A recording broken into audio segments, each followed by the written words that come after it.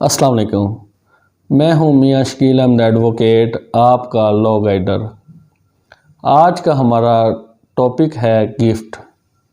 آج ہم ڈسکس کریں گے ججمنٹس کے حوالے سے۔ ایک بندہ تھا، اس نے اپنی جائیداد میں سے اپنی اولاد کو محروم رکھا اور جائیداد کو بتجوں کے نام پہ ہبہ کر دی، مطلب کہ گفٹ کر دی۔ کیس عدالت میں چلا گیا۔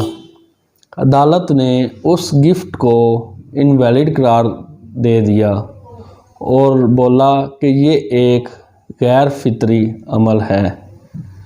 اور اس کا اگر ہم حوالے کی طرف جائیں، ریفرنس کی طرف جائیں، ریفرنس ہے 2017 SCMR 402 اینڈ 2016 SCMR